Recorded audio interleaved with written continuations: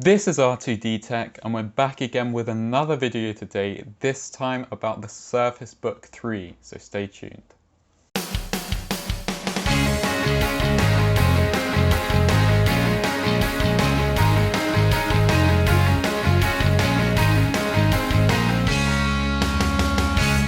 So this has been a long-awaited upgrade to Microsoft's Surface Book 2, and there are definitely a few upgrades in terms of the features, and the specs have definitely been upgraded, so we'll get into that later. So firstly, let's talk about the design. So Microsoft haven't really changed the design at all from the last generation. It's the same magnesium shell that you got in the last generation, and it looks pretty much identical. Like it did in the last generation, it comes in two sizes. You can either opt for the 13.5-inch screen or the 15-inch screen. Now both screens have a 3:2 aspect ratio, which I think it's really nice to see on a laptop in 2020. I think it should be on many more laptops. We saw that Dell on their XPS 13 have opted for the higher aspect ratio, which I think is really good. The 13.5-inch model has a resolution of 3000 by 2000 pixels, and the 15-inch model has a resolution of 3240 by 2160. Both of these resolutions should be incredibly sharp, and they are really impressive displays. One thing I would have liked to have seen in this upgrade is much slimmer bezels. However, you're still getting the pretty thick bezels. I imagine Microsoft kept those bezels because when you're using it in tablet mode, it's much easier to grip the sides. It's kind of an unfortunate drawback of buying one of these laptops, but you can imagine that it does make the tablet mode much easier. The most iconic feature and design of the Surface Book is definitely that hinge, and again, Microsoft have basically kept it the same. They've improved the mechanism so that when you want to detach the display, it can detach much faster, which is a good design improvement. On the last generation, it was slightly annoying when you wanted to detach the display because it was just a little bit slow. Obviously, with that hinge comes the pretty significant gap between the display and the keyboard when the laptop is closed.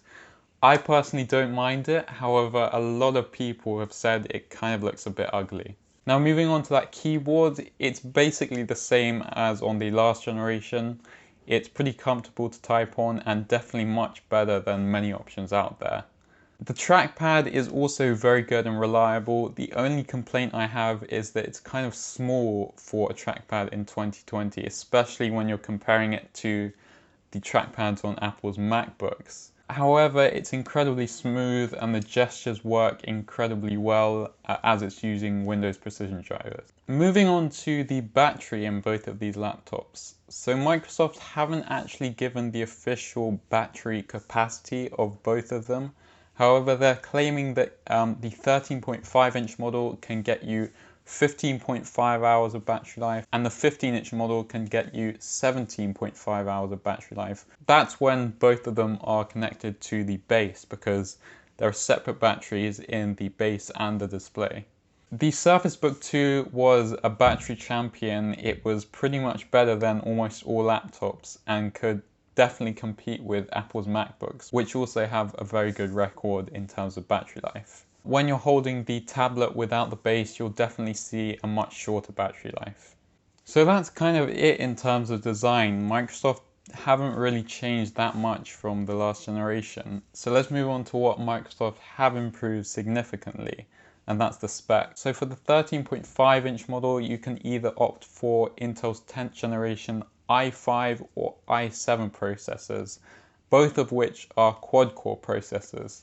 In the 15-inch model, the only option, unfortunately, is Intel's 10th generation quad-core i7 processor, which is the same as the highest model of the 13.5-inch model. I was kind of hoping that Microsoft would have definitely put a 6 or even 8-core processor into the 15-inch, as we've seen many other laptop manufacturers do.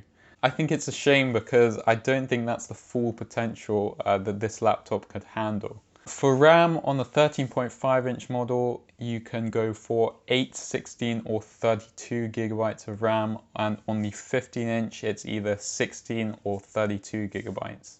And for storage you can either go for 256, 512 or 1 terabyte on both models. Those are pretty standard choices on most laptops in 2020. So the biggest upgrade with the specs is definitely with the graphics cards. So on the 13.5-inch model, you can either opt for Intel's integrated graphics, or you can go for an NVIDIA GTX 1650. That should be able to handle some less intense games and even some more intense games if you're willing to crank the graphics down. The 15-inch model comes with an NVIDIA GTX 1660 Ti, which should be able to handle some more high-end games.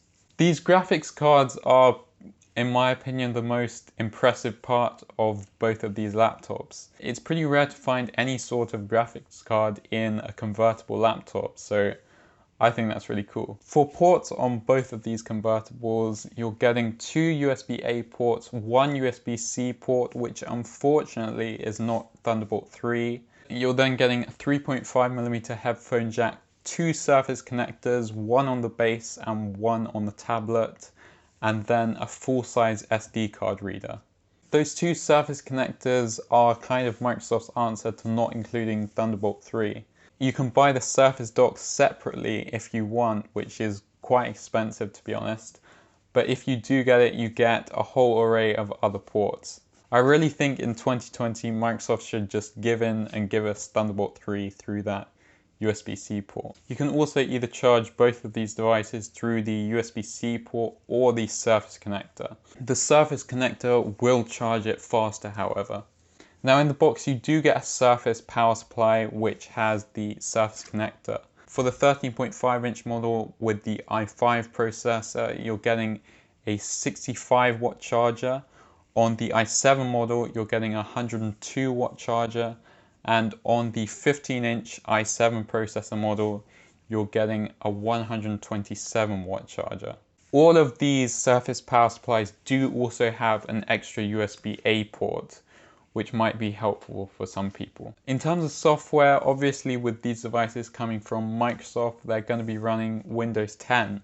Now, you might have a preference between Windows 10 or Mac OS, I'm not sure, but that's probably a video for another time. So let's talk about some extra features that you get with these devices. So first off, in terms of security, you are getting Windows Hello Face Authentication, which is incredibly convenient. You're not getting a fingerprint sensor like you do on many other laptops out there, but Windows Hello is probably just as good. You are getting both front and rear facing cameras, which both look much better than any other laptop. For some reason, laptop manufacturers just aren't very good at making cameras, but Microsoft have definitely nailed it here. The speakers on both of these convertibles are also very good. They're probably not quite as good as Apple's new MacBook Pros, however, they are still much better than many alternatives out there. It probably helps that they are front-firing speakers. They fire out of the sides of the display, so that's also a benefit. Both of these laptops are also compatible with Microsoft Surface Pens and Surface Dials. If you're an artist, that can be helpful. And also, if you want to take notes, it's also incredibly helpful.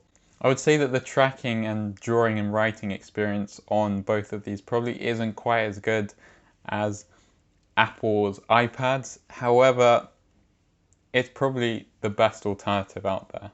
So that's it for the Surface Book 3. More than anything, it's a spec upgrade. You're not getting many new features that I would have liked to have seen, but it definitely is an upgrade over the last model. These laptops definitely aren't for everyone. They're pretty expensive, with the 13.5-inch model starting at £1,600 and the 15-inch model starting at £2,500. That's a lot more expensive than many alternatives out there, and you're definitely paying a premium for those extra features and those specs. Both of them are also pretty thick and heavy, so they're not ideal for carrying around in your bag. However, if you're someone who thinks you can make use of those features like the GPU, the Surface Pen, or the Surface Dial, then it might be the laptop for you. That's it from this video. If you liked it, please press the thumbs up button. If you loved it, please consider subscribing.